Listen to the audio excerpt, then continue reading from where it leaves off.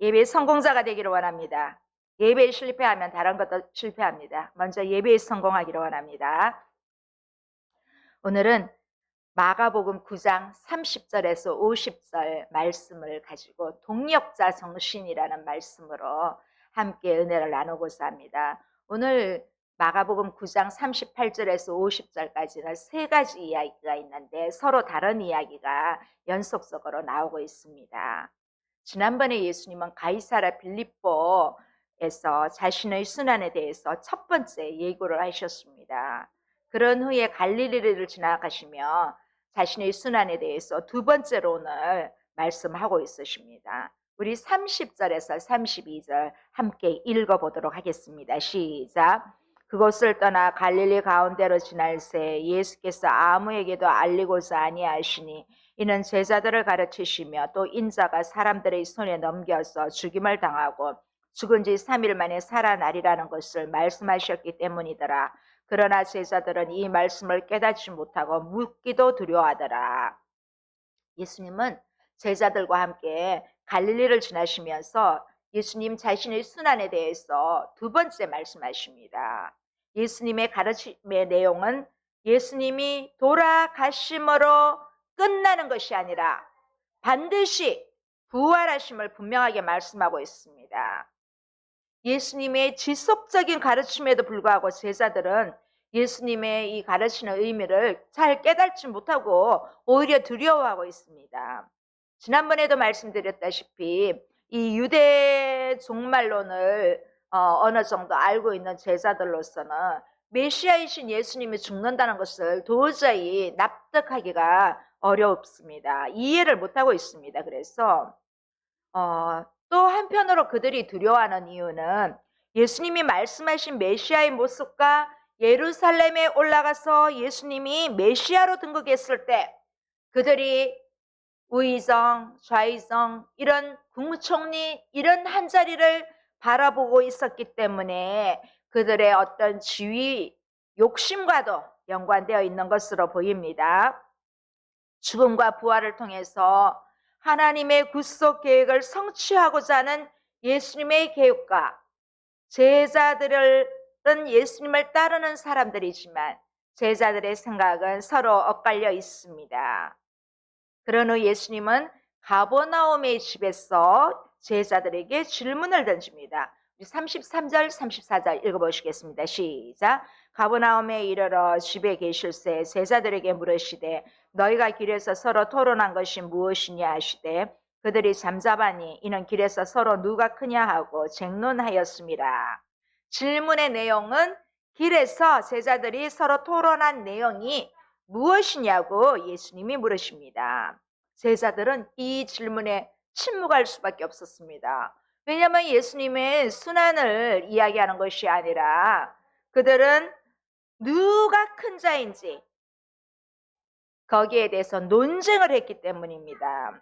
가이사랴 빌립보에서 예수님께서 첫 번째 순환 예고를 했을 때 심지어 베드로는 예수님을 꾸짖기까지 했습니다. 그래서 예수님은 제자들에게 제자도를 가르쳐 주셨습니다. 누구든지 자기 십자가를 지고 쫓으라고 하였습니다. 자, 그런 가운데 갈릴리에서 이제 가버나움을 이동하는 중에 예수님은 제자들에게 두 번째 순환 예고를 하십니다. 갈릴리 가버나움 다 보이시죠? 그런데 이번에도 순환 예고를 들은 제자들은 첫 번째 순환 예고를 들었을 때하고 비슷하게 무슨 의미인지 지금도 잘 알 수가 없었습니다. 아니 예수님에 대해 십자가를 지시고 부활하시는 사건에 대해서 왜 그러셨을까? 그 의미는 무엇일까? 토론해야 될 텐데 우리는 그럼 그 이후에 어떻게 해야 되나? 그렇게 해야 되는데 그런 와중에도 제자들은 누가 더 큰 자인지에 대해서 논쟁하고 있습니다. 자, 이러한 행동은 제자들의 영적 무지와 어두움을 잘 나타내고 있습니다. 예루살렘으로 향하는 길에서 예수님이 십자가의 길을 가야 함을 이야기하고 있는데도 제자들은 여전히 세상적인 성공과 영광을 추구했는지 보여주고 있습니다. 이러한 세상을 향해 가고 있는 제자들에게 끝까지 포기하지 않고 인내를 보여주십니다. 저 역시 우리 학생들이 세상으로 갈지라도 끝까지 인내하면서 기다립니다. 할렐루야. 자, 35절 함께 보시겠습니다.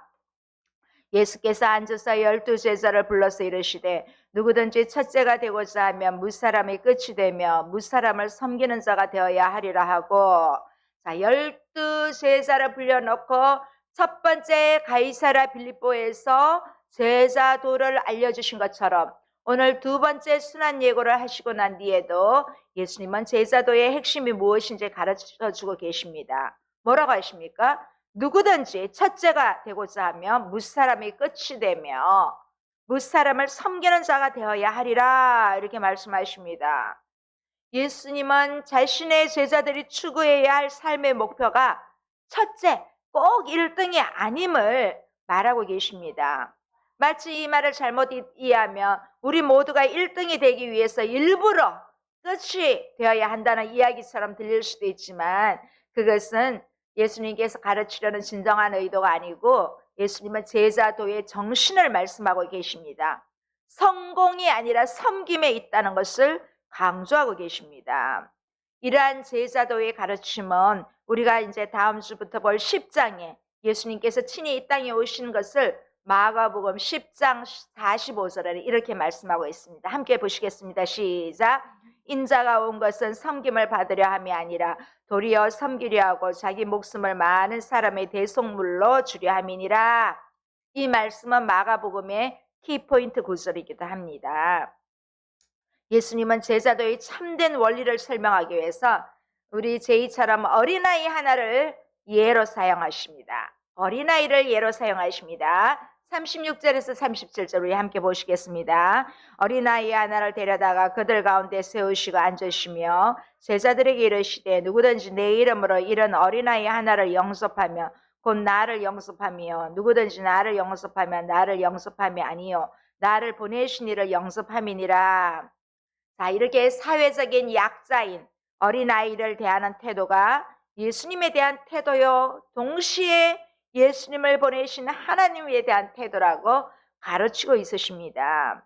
예수님은 어린아이 하나를 영접하는 것이 곧 아버지 하나님을 영접하는 것이라고 그렇게 말씀하고 있습니다. 여러분한테 하나 질문을 해볼까요? 자, 우리가 신앙생활을 하면서 우리에게 있는 불편한 진실이 무엇일까? 여러분 한번 생각해 보신 적이 있습니까? 신앙생활을 하면서 불편한 진실, 불편한데 사실이라는 것입니다. 저는 가장 불편한 진실이 지옥 문제가 아닐까 생각합니다. 많은 사람들이 천국에 대해서는 이야기합니다. 심지어 믿지 않는 사람들에게도 천국 가니까 염려하지 말라, 이렇게 말을 잘 하지요. 자, 그런데 그러면서 우리 천국에서 만나자, 이렇게 다 그렇게 얘기를 합니다. 근데 의외로 지옥에 대해서는 말을 별로 안 합니다.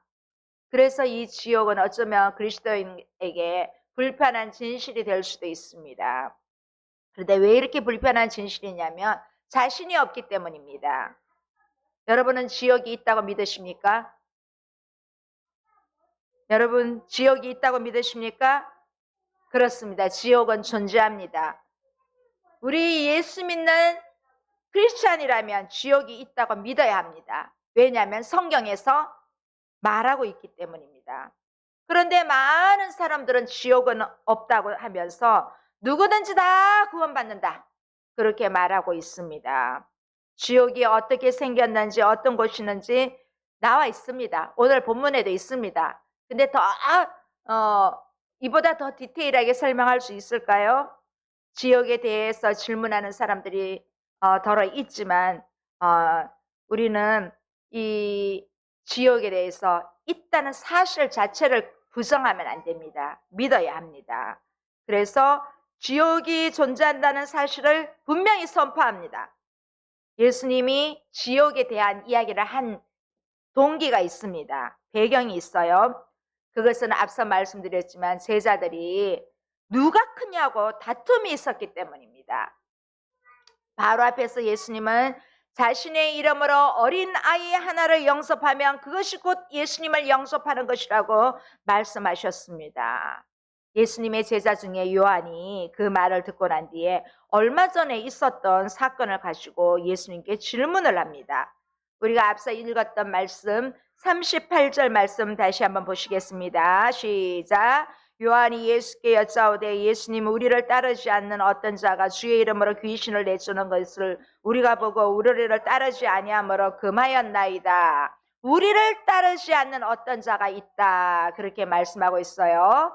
예수님의 제자가 되어 따르는 것은 안 하면서도 예수님의 이름으로 귀신을 쫓아내는 그러한 일을 하고 있는 어떤 한 사람이 있습니다. 요한은 이 사람이 걸림돌이 된 것 같습니다. 그래서 그 사람에게 귀신 쫓지 말라 그렇게 금지시켰습니다.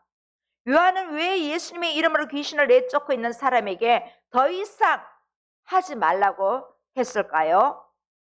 우리를 따르지 아니하므로, 즉 단지 자기들에게 제자 12제자 안에 속하지 않았다고 그렇게 한 것입니다. 예루살렘으로 가는 길에 12명의 제자들은 권력, 자리쟁탈권을 했습니다. 누가 크냐고 싸우는 그러한 상황에 그 경쟁자 한 명이 더 끼어들면 혹시 우리 자리 하나 빼앗길 수 있을 것은 아닌가, 그런 생각도 아마 했을 것입니다. 또 한편으로는 진정한 제자로 12제자에 포함되지 않는 사람이 그렇게 귀신을 쫓다 보며 예수님의 명예를 혹시 훼손하지는 않을까, 그런 마음도 있었을 것입니다. 나름대로 요한이 해석을 했을 것입니다. 그러나 이 사람은 다름이 아니라 예수님의 이름으로 귀신을 쫓는 사람이기 때문에 사실은 큰 문제가 없는 사람이었습니다. 그런데도 요한은 자꾸 금지시키자 예수님이 뭐라고 말씀하십니까? 자, 우리 39절 40절 함께 읽겠습니다. 시작. 예수께서 이르시되 금하지 말라. 내 이름을 의탁하여 능한 일을 행하고 즉시로 나를 비방할 자가 없느니라. 우리를 반대하지 않는 자는 우리를 위하는 자니라. 자, 요한의 보고를 들으신 예수님은 귀신을 내어 쫓는 행위를 금하지 말라고 하십니다. 제자들은 자신들과 함께 하지 않는 자들을 대적으로 생각한 것 같은데 예수님은 우리를 반대하지 않는 자는 우리를 위하는 자라고 말씀하시면서 제자들의 조금은 편협된 생각을 교정해 주고 계십니다. 혹시 여러분 가족 중에, 여러분 친구들 중에 교회에 나오는 것을, 예수님을 믿는 것을 반대하는 사람이 있으십니까? 반대하는 사람이 없으십니까? 반대하는 사람이 없다면 감사하십시오. 그들은 그래도 우리를 돕는 사람들입니다. 그래서 그들은 언젠가는 예수님을 믿고 돌아올 것입니다. 그리스도 안에서 예수님은 동역자 정신을 강조하고 있습니다. 제자들은 예수님과 항상 같이 다니면서도 그런 능력을 행하지 못했는데 예수님과 함께 다니지도 않는 그 사람은 예수님의 이름으로 능력을 행했습니다. 아마 요한은 그 사람을 보면서 약간의 비교의식도 가졌을 것이고 경쟁심도 느꼈을 것입니다. 어쩌면 이 사람은 예수님을 따르지 않은 것이 아니라 12제자를 따르지 않았을 수도 있습니다. 우리가 기독교 안에서도 예수님에 대한 분명한 신앙을 가지고 있는 사람들은 멀리할 이유가 없습니다. 또 교단이 다르더라도 분명한 예수님을 전하는 교회들은 우리가 멀리할 이유가 전혀 없습니다. 그래서 말씀 안에서 사는 성실한 사람들을 우리 교인이 아니라고 왜 그 교회 가냐고 그렇게 말하면 안 됩니다. 그 사람들을 또 우리의 또 다른 동역자입니다. 예수님을 믿는, 함께 믿지 않는 사람들을 위해서 열방을 향해 기도하는 동역자들입니다. 저는 유튜브를 하면서 많은 교단의 목사님들을 이렇게 유튜브 상 안에서 보게 됩니다. 정말 훌륭한 분들이 너무너무 많으십니다. 또 그 중에는 우리 교회를 섬겨주는 동역자들도 있습니다. 제자들은 세상적인 성공의 야망에 붙들려서 으뜸이 되고자 했던 제자들에게 예수님은 다른 사람들을 섬기는 제자도에 대해서 또 말씀을 하십니다. 우리 41절 함께 보시겠습니다. 누구든지 너희가 그리스도에게 속한 자라 하여 물 한 그릇이라도 주면 내가 진실로 너희에게 이르노니 그가 결코 상을 잃지 않으리라. 여러분은 예수님께 속한 사람들에게 물 한 그릇이라도 대접해 본 적 있습니까? 우리 대접한 적 있잖아요. 저한테 커피 사준 적 있잖아요. 대접한 적 다 있죠. 그렇죠? 없습니까? 혹시 여러분 중에? 그런데 물 한 그릇이라도 대접하면 그거에 대한 상을 결코 잃지 않으리라고 합니다. 물 한 그릇 대접하는 거, 커피 한 잔, 차 한 잔 대접하는 거 그리 어렵지 않습니다. 그렇죠? 네. 그런데 예수님의 제자라는 이유로 대접을 하면 아무리 작은 정성이라 할지라도 상을 받을 것이라고 그렇게 말씀하십니다. 그런데 예수님을 믿지 않는 사람도 선을 행하면 상을 받는다는 말인가요? 사실 그 말은 아닙니다. 왜냐하면 내 이름으로, 예수님의 이름으로 대접하면 상을 받는다는 것입니다. 예수님께 속한 자에게, 예수님을 믿는 형제 자매로서 예수님의 사랑으로 대접하는 사람에게 그 상을 잃지 않겠다고 분명히 예수님 말씀하십니다.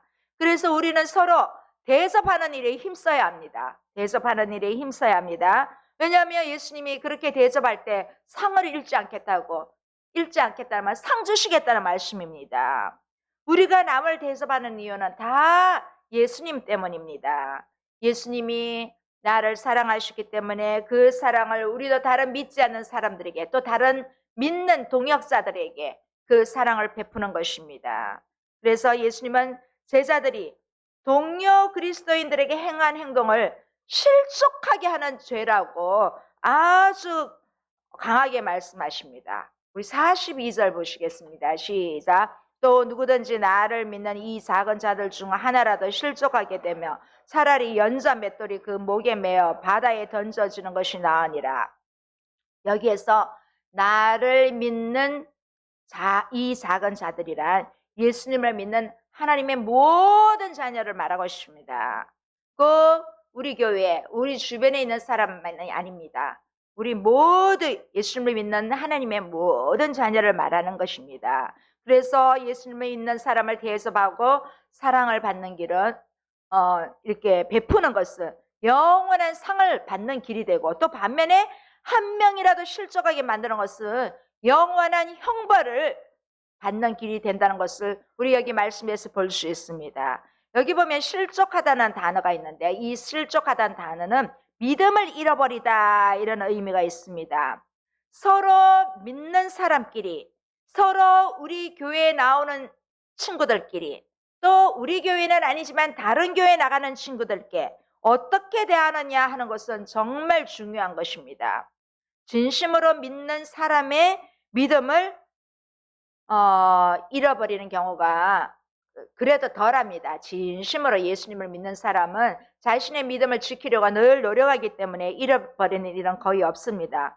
그런데 교회는 나와서 예수님을 믿는 것처럼 보이지만 실제로 예수님을 완전히 인격체로 만나지 못한 분들도 있습니다. 그런 사람들을 실족시킬 때 어떤 벌을 받는지 보면 이 말씀이 얼마나 심각한지 느낄 수가 있습니다. 예수님 당시에는 이렇게 이스라엘에 두 가지 종류의 맷돌이 있었습니다. 하나는 여인들이 집에서 돌리는 손맷돌입니다. 우리 한국 가정에서도 이렇게 맷돌을 돌립니다. 맷돌에서는 여러 가지 나와서, 언젠가 TV 프로그램에서 그 산촌에서 커피 머신이 없어서 이 맷돌로 커피를 가는 걸 봤습니다. 우리 맷돌은 한국에도 있습니다. 그런데 다른 하나는 나귀가 돌려야 할 정도로 큰 맷돌입니다. 여기 나온 이 연자 맷돌이라는 것은 바로 이 두 번째 종류의 커다란 맷돌을 말하고 있습니다. 여러분 한번 상상해 보십시오. 내가 지금 바닷가나 큰 강가에 보트를 타고 호수의 중앙으로 간다고 한번 생각해 보십시오. 자, 내가 가고 있습니다. 그런데 갑자기 나와 함께 배를 탄 사람들이 내 손을 꽁꽁 묶었어. 엄청나게 큰 바위를 내 목에 줄로 매달아서 그대로 나를 물속에다 퐁당 던집니다. 한번 상상해 보십시오.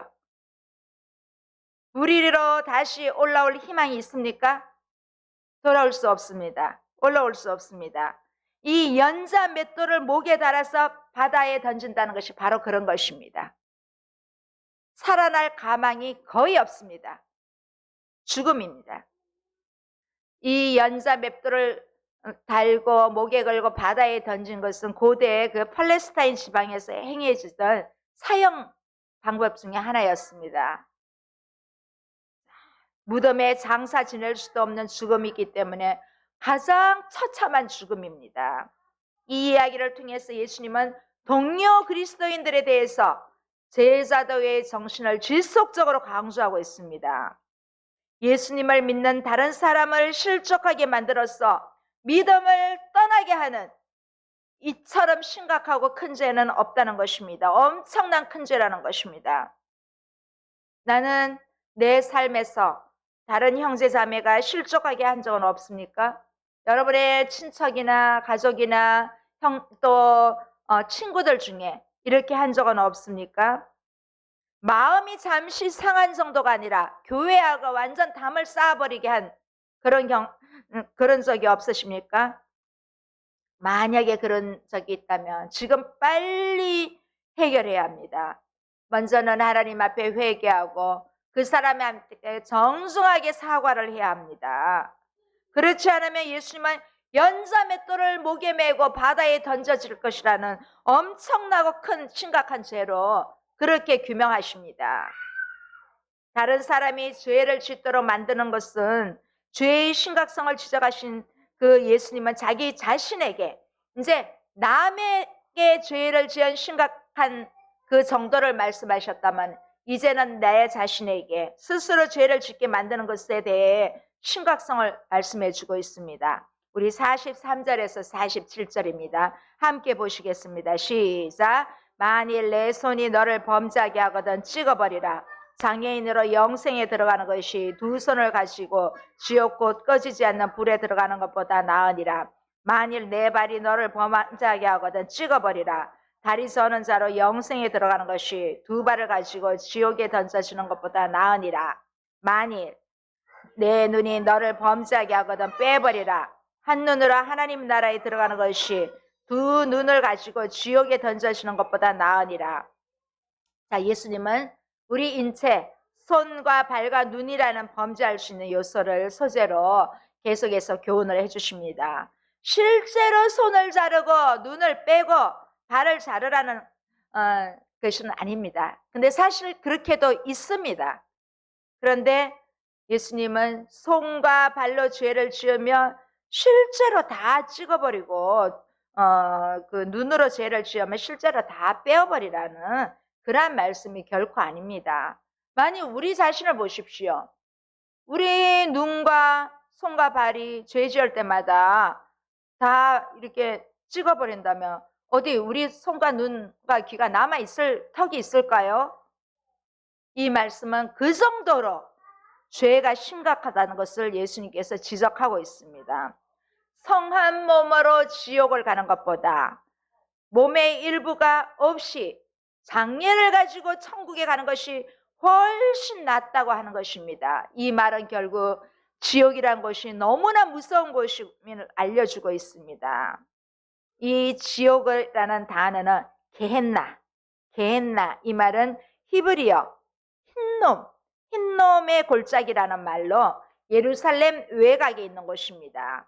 아골골짜기라고 부릅니다. 여기 가봤습니다. 아골골짜기라고 부릅니다. 흰놈 골짜기. 이 게헨나는 이스라엘에게 악의 상징인 곳입니다. 불이 타는 곳을 의미합니다. 지옥은 이처럼 정말 무서운 곳입니다. 얼마나 무섭습니까? 48절 시작. 거기에는 구더기도 죽지 않고 불도 꺼지지 아니하느니라. 지옥은 구더기도 죽지 않고 불도 꺼지지 않는 무서운 곳입니다. 한번 상상해 보십시오. 우리는 그냥 이런데 뭐 집이나 사무실에 바퀴벌레 한 마리만 나와도 깜짝 놀라잖아요. 그런데 여기 전체에 이 구더기가 득실득실거리고 있다면 이 앉아있는 서있는 여러분, 앉아있는 여러분에게도 막 올라올 것 아닙니까? 막 그러다 보면 열려있는 곳 코와 귀로 이렇게 막 들어가잖아요. 그런데 죽이려고 해도 안 죽습니다.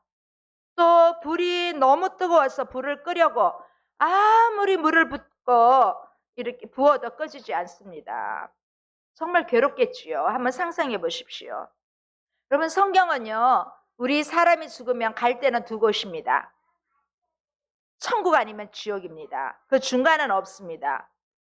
그래서 모든 사람은 죽은 후에도 영원히 살게 된다는 것입니다. 하나님과 함께 부활로 천국에서 영원히 사는 사람이 있고, 또 영원히 꺼지지 않는 불에서, 지옥에서 사람이 살 수 있다는 것입니다. 천국이나 지옥은 어떤 일시적인 장소가 아닙니다. 영원한 곳입니다. 누가복음 16장에 보면 그 부자와 나사로 이야기 나오잖아요. 죽어서 나사로는 천국에 갔고 부자는 지옥에 갔습니다. 그런데 이 나사로가 지옥에 가보니까 저 위에 천국에 있는 그 거지 나사로, 부자가 지옥에 가니까 거지 나사로, 천국에 있는 거지 나사로가 보이는 거예요. 나한테 물 한 방울만 주라. 우리 저 세상에 가면 우리 믿지 않는 형제들 있어. 그 사람들한테 가서 좀 제발 하나님 믿고 천국 가라고 말해줘. 그렇게 이야기를 합니다. 그런데 갈 수가 없습니다. 한 번 들어가면 결코 나갈 수가 없는 곳입니다. 우리 부자와 나사로의 이야기를 통해서도 보지만은 이 천국과 지옥은 분리되어 있고 서로 쌍방에 갈 수도 없고 나갈 수도 없는 그런 곳입니다.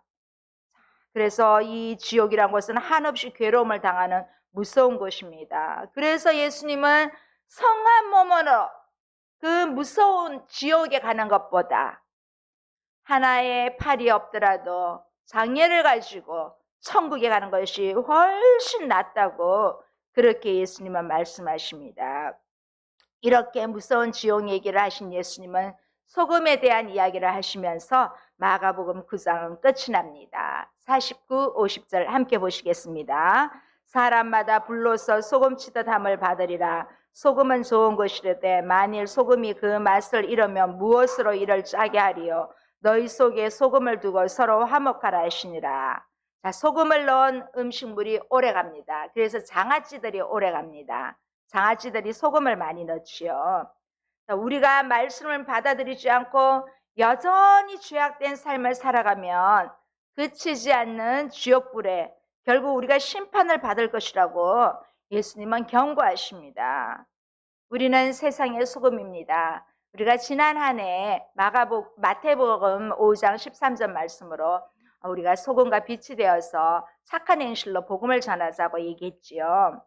소금이 제맛을 내듯이 소금이 음식에 적당하게 갔을 때 음식의 맛이 더 좋습니다. 우리는 예수님의 제자로서 제자답게 살아갈 때 바로 소금이 됐고 그 소금으로 하나님의 영광이 드러납니다. 또 제자다운 맛은 바로 화목하는 것입니다. 우리에게 서로 상처를 주는 삶이 아니라 동역자 정신으로 서로 배려하고 화목하는 삶을 통해 이 땅에 빛과 소금의 역할을 다하여서 우리가 예수님의 제자로서 온전히 감당할 수 있는 저와 여러분이 되시기를 소원합니다. 함께 기도하시겠습니다. 좋으신 하나님 아버지 감사합니다. 우리가 천국과 지옥에 대해서 생각은 하고 있지만 우리가 심각하게 생각하지 않았던 것을 고백하며 다시 한번 우리가 왜 천국에 가야 하며 왜 지옥에 가면 안 되는지 말씀을 통하여 다시 한번 대하게 합니다. 하나님 아버지 우리에게 믿음을 주시고 우리 옆에 있는 사람들에게 조금이라도 상처 주지 않도록 도와주십시오. 우리는 동역자 정신으로 나란히 주님의 이름으로 나아갈 수 있도록 하나님 그렇게 좋은 믿음으로 성장할 수 있는 우리 모두가 되기를 소원하며 예수님 이름으로 기도드립니다. 아멘.